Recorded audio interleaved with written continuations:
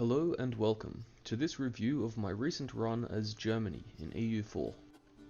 Germany can be formed by any nation with German culture, and once it's formed, it will take on the ideas and traditions of the nation which forms it.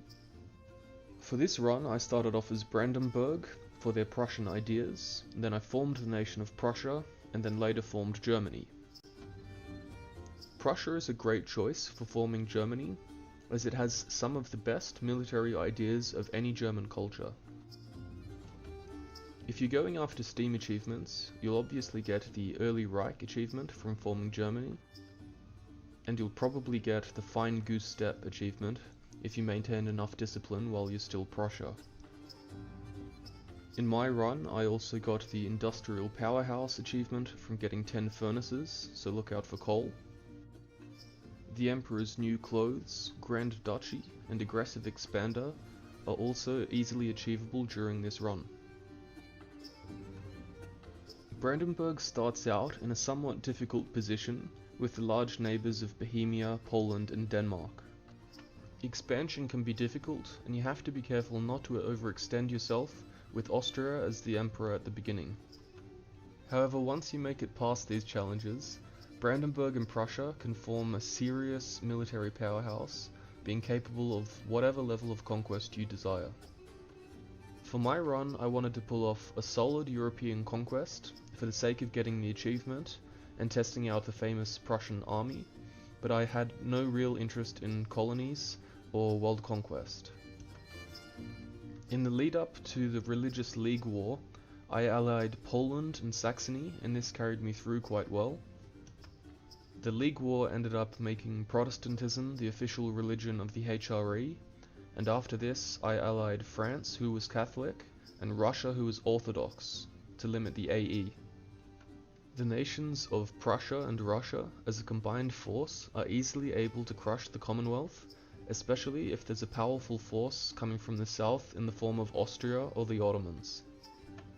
If income is an issue, try pushing north into Denmark, and east and west along the coast, as the coastal provinces are key to dominating the northern trade nodes. In my run, I was able to become the Emperor of the HRE, however, my reign lasted for only one generation. This will often happen if you're causing a large amount of aggressive expansion, as none of the electors will want to vote for you. So if you can, try and dismantle the HRE. Not being able to dismantle the HRE quickly was a serious issue for aggressive expansion in my run. I imagine this is particularly true if you're going for a world conquest, as the amount of administrative power I had to spend just to core all of Europe pretty much took me through till the end of the game. As you can see here, my ally Russia did really well in this run and took care of the Ottomans. And I was quite impressed to see how well Mamluks did in this game, as they typically get crushed by their neighbours quite early on. In my run, Bengal became the dominant power in Asia, although he didn't go very far into India. There were some colonial powers present here, being Portugal and Spain and the Netherlands. However, my conquest in Europe largely limited their capacities. Most of the domains of Africa and the Americas look how they do typically in a late game, with this run having Spain as the most prominent colonial power. Portugal was not as aggressive as I have seen him in other games recently, and interestingly the Netherlands did really well, taking over most of the 13 colonies area.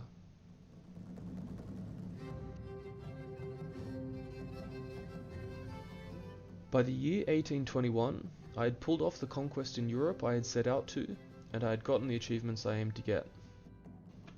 Despite having a severely underdeveloped navy and no colonies, I managed to form the world's largest economy and have the world's largest army, and I was very impressed by the amount of fun and the military prowess of the Prussian nation.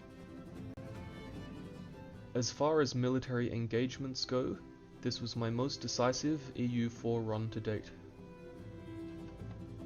As the European region contains all of the end nodes for the trading system, I was able to dominate the economy despite having no colonies and very few fleets.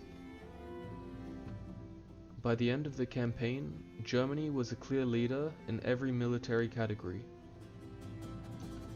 I can definitely recommend the tactic of turning Protestant for the League War, making all of Germany Protestant, and then allying a Catholic France or a Reformed France, as they typically don't go Protestant, and an Eastern European powerhouse like Russia or the Commonwealth if you're able to. You will be easily able to crush these former allies once you've stabilized and formed Germany. By the end of my campaign, I was making much more money and more manpower than I required. An interesting point to note is that while a fair portion of my money was coming from trade and taxation, the majority was actually coming from production. By the end of the game, the only serious fortification I had built was one level 8 castle on my capital, which was there to defend against the enemy getting war score. For the rest of my fortifications, rather than building a strong wall on my frontier, I developed a network where each castle defended as much neighboring land as possible. This system has two really good capacities. The first is against rebels.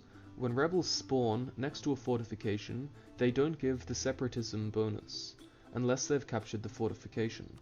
If they spawn on the fort, then I'm able to reach them in time before they siege it out. The second bonus is that while the enemy will have to siege out every single piece of land, even those that are unfortified, I will swiftly be able to reconquer all of these light fortifications, which will in turn unsiege all the neighboring provinces. Due to the military ideas and traditions of Prussia, I focused my attention a little more towards infantry than I typically would. I made 40,000 man stacks with 25,000 infantry, 5,000 cavalry, and 10,000 artillery. Right from the beginning of the game, I made sure to drill my armies at every available opportunity. I had set the game settings to unrestricted idea choice and had taken just about every military idea set that I could. These combined factors, along with my fortification system, allowed me to crush the huge number of rebels that were rising up. By the end of the game, I was facing stacks of rebels up to 80 or 90,000 on a regular basis. In addition to the normal religious unrest and separatism, a huge number of rebels were caused by the desire for a republic to be formed. However, I chose to maintain the Prussian monarchy right till the end of the game. The remaining sections of recording will highlight how efficiently the Prussian-German army was able to deal with a large coalition, as well as suppressing constant rebels in the late game of Germany.